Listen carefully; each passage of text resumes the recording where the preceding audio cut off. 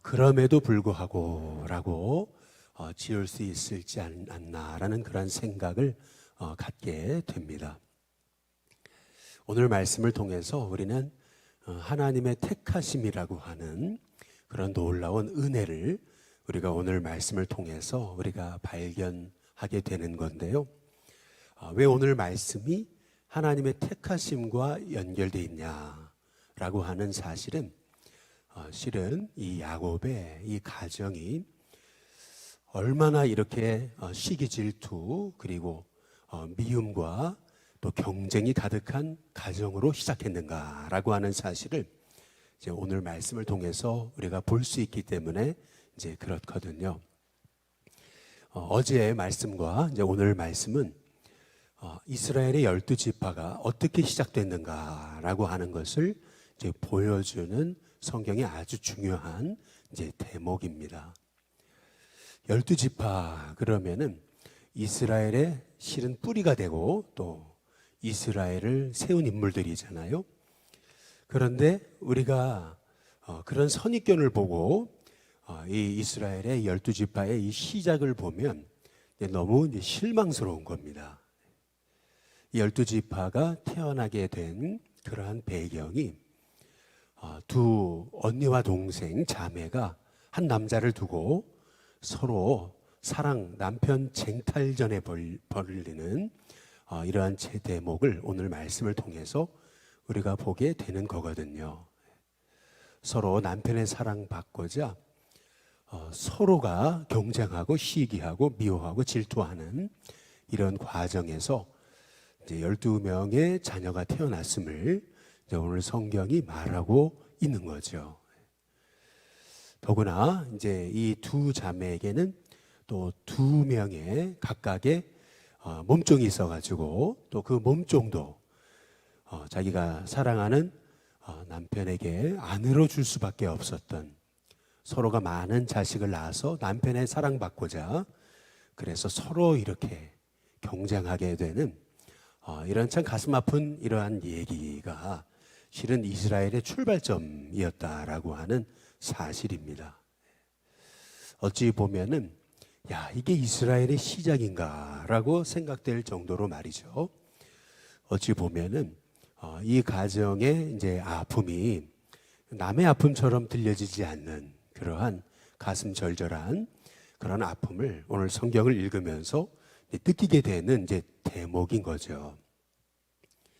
어찌 보면은 이렇게 서로 한 남자를 두고 내 남자 사랑받아 보겠다, 남편 쟁탈전에 빠져가지고 서로 이렇게 언니 동생이 자매가 이렇게 경쟁하고 시기하고 서로 싸우고 하는 이러한 환경 중에 12명의 이제 자녀가 태어났고 또 그를 하나님이 선택하셨다라고 하는 이 대목은 실은 하나님의 그 선택이라는 거, 하나님이 나를 택하시고 우리를 택하셨다라고 하는 사실이 절대 우리가 택하심을 받을 만한 행동을 해서 자격이 되니까, 내가 의로우니까 하나님이 나를 택하신 게 아니라고 하는 사실을 오늘 말씀을 통해서 이제 우리가 보게 되는 거죠. 실은 우리가 그래도 내가 택함 받을 만한 그런 의로움이 있으니까 하나님 날 택하셨겠지. 그래도 내가 남보다 이렇게 부지런하고 내가 남보다 그래도 조금 더 똑똑하고 내가 남보다 조금 더 착하니까 하나님이 나를 택하셨겠지라고 하는 그러한 조금의 희망조차도 우리의 마음속에 다 무너지게 되는 그러한 부분이 바로 오늘 이 말씀을 통해서 우리가 깨닫게 되는 그 택하심의 은혜라고 하는 겁니다. 저는 하나님의 참 은혜에 감사한 것은 부목사 생활을 하고 전도사 생활을 하면서도 어떻게 하나님의 은혜로 참 많은 세계 곳곳을 이렇게 다닐 수 있는 기회를 이제 얻었었어요. 그래서 참 많은 세계를 다녀봤는데, 그런데 처음 이제 몇 번째 외국을 다니면서 제가 깨달은 게 하나가 있어요. 그게 뭐냐면은 저는 우리나라만 백성들이 부지런하고 우리나라만 근면하고 우리나라만 성실한 줄 알았거든요. 그런데 외국에 가보니까 그게 아니더라고요. 외국도 새벽이 되면은 사람들이 다 일어나가지고 뭐 아주 그냥 차가 다 막힐 정도로 너무 분주하더라고요. 제가 그걸 보면서 느낀 것은 야, 이게 다 세상 사람들이 열심히 사는구나. 우리나라만 열심히 산 게 아니구나. 라고 하는 것을 제가 아주 가슴 깊이 깨달은 적이 있어요. 뭐 우리나라가 새마을운동 해가지고 열심히 살아가지고 그래서 여기까지 온 게 아니죠, 사실은. 어느 나라가 잘 살고 싶지 않은 나라가 있겠으며 어느 나라가 부자 되고 싶지 않은 나라가 어디 있겠습니까? 다 똑같은 거죠, 마음은. 그러나 우리가 여기까지 오게 된 것은 그것이 다 하나님의 은혜라고 하는 거. 하나님이 택하셔서 하나님이 계획이 있으셔서 가장 작고 미약한 이 아시아에 그것도 나라가 분단돼서 이 아주 정말 작은 나라를 하나님이 택하셔가지고 하나님이 세계 열방에 복음 전하는 제사장 나라로 삼으시기 위해서 하나님이 이 민족을 택하신 것이 아니겠어요? 이스라엘도 마찬가지죠. 우리나라로 따지면은 뭐 강원도 정도밖에 크기가 되지 않는 그 이스라엘을 하나님 택하셨단 말이에요. 그래서 그 작은 나라, 그 작은 백성들을 하나님이 일으키셔서 세계 열방에 하나님의 말씀 전하게 하시려고 그들을 택하신 거거든요. 그들이 뭐 잘나가지고 하나님 택하신 게 아니라는 거죠. 오늘 이 창세기 우리가 29장과 30장의 말씀을 통해서 이 야곱의 12아들, 12지파가 어떻게 시작됐는가라고 하는 것을 보게 되면은 굉장히 너무나 실망스러울 정도로 같은 언니 동생 자매가 한 남자를 두고 서로 시기 경쟁 질투하면서 이 남자 내 거다 그러면서 서로 싸우고 서로 미워하고 서로 그 남자 내 거 삼으려고 그렇게 몸부림쳤던 그러한 참 인간적인 그러한 모습 속에서 이스라엘이 태어났다라고 하는 사실을 우리가 깨닫게 된다면은 하나님이 우리를 택하셨다라는 것이 하나님의 전적인 은혜다라고 하는 사실을 우리가 깨달으면서 사도 바울이 얘기한 것처럼 나의 나 된 것은 하나님의 은혜입니다라고 하는 이 믿음의 고백으로 우리가 평생을 사는 하나님의 종이 될 때 우리가 진짜 하나님 주신 은혜 안에서 매일 감사하면서 내게는 때로는 어려움이 있어도 여기까지 오게 하신 분도 하나님이신데 하나님이 우리의 삶, 나를 택하셨다면 내 삶을 인도하실 것이다 라고 하는 그 믿음 속에서 우리가 아무리 어려움이 있어도 결국엔 승리하는 하나님의 종이 되게 될 줄로 믿습니다.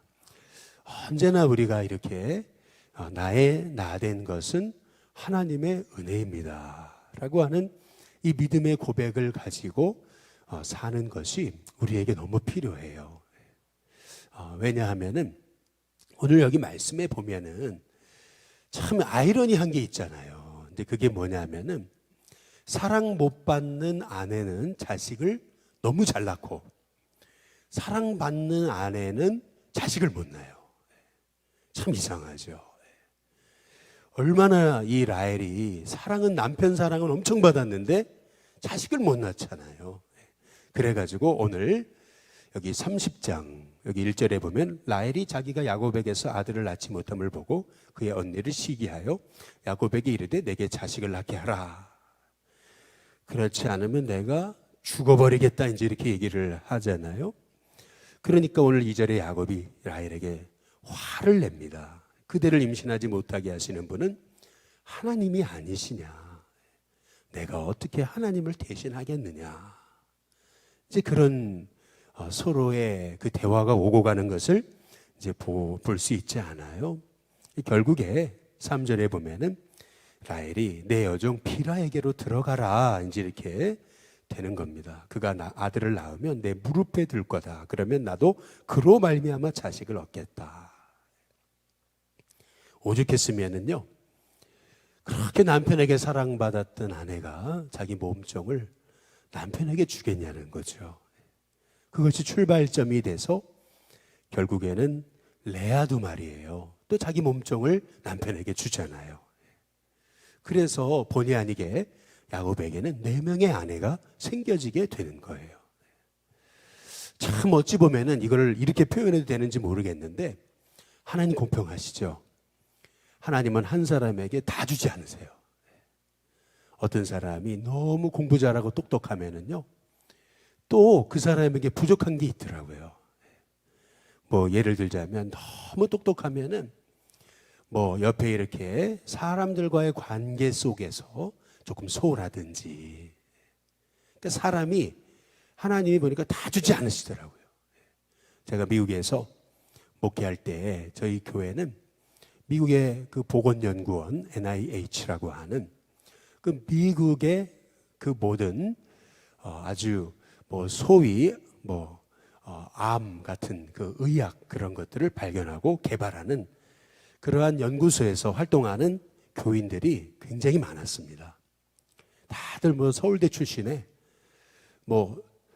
옛날 학력고사 시절에 뭐 전국에서 몇 등 들지 않으면은 명함도 못 내밀 정도로 그렇게 교인들이 아주 대단한 교인들이 다 나왔어요. 교인 중에 우리 성도들이 그렇게 똑똑한 분들인데도 뒤에서 수군대는 게 있었어요. 그게 뭐냐면 다음에 우리 한국에서 노벨상은 저분일 거라고, 이제 그런 분이 우리 교회에 있었어요. 저분은 노벨상 후보라고 우리 한국에서 이제 그랬던 분이 있었는데, 그분의 아내분이 이제 저한테 했던 말이 있어요. 뭐라 그러냐면 우리 남편은 내가 챙겨주지 않으면은 그러면 절대 세상 못 살 사람이라고. 맨날 양말도 짝짝이로 신고 뭐 하는 게 하나도 없다고. 뭐 이렇게 너무 공부는 잘하고 너무 똑똑한데 이 생활에 있어서 너무 부족한 게 많다는 거예요. 저 사람은 나 없으면 하나도 할 줄 아는 게 없다고. 내가 다 해줘야 된다고. 핸드폰도 다 해줘야 되고 내가 다 해줘야 되는 거라고. 이제 그런 얘기를 하는 것을 들은 적이 있어요. 근데 또 하나님이 너무 공평하시죠. 남편이 또 그런 걸 못하니까 아내가 다 해요. 또 보니까 참 이게 오늘 말씀에서도 사랑 못 받는 아내는 자식을 아주 너무 잘 낳고 사랑받는 아내는 자식을 못 낳는단 말이죠. 이것이 오늘 여기 야곱의 가정을 통해서 이제 우리가 보게 되는 거예요. 그런데 참 또 우리 하나님 너무 좋으시죠. 여기 22절에 보니까 21절에 보면 그 후에 그가 딸도 낳아요. 레아가요. 사랑 못 받는 그 아내가요. 6 아들을 낳고 나서 그리고 또 딸까지 낳아버려요. 야, 이게 자식 못 낳는 그 둘째 이 동생은 얼마나 그 가슴이 힘들겠습니까? 그런데 22절에 보니까 하나님이 라헬을 어떻게 하셨어요? 생각하시잖아요.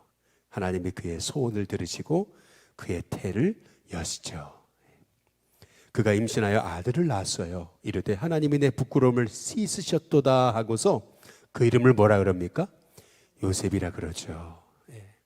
그런데 뭐라 그러죠? 여호와는 다시 다른 아들을 내게 더하시기를 원하노라. 얼마나 맺힌 것이 많았으면은 그 하나도 감사한데, 한 아들을 주신 것도 감사한데 거기에 만족을 못 하잖아요. 또 주시기 원한다. 이제 그렇게 자식의 이름을 정하는 것을 볼 수가 있잖아요. 이게 사람의 마음이 아니겠어요? 그런데 참 놀라운 게 있는 거죠.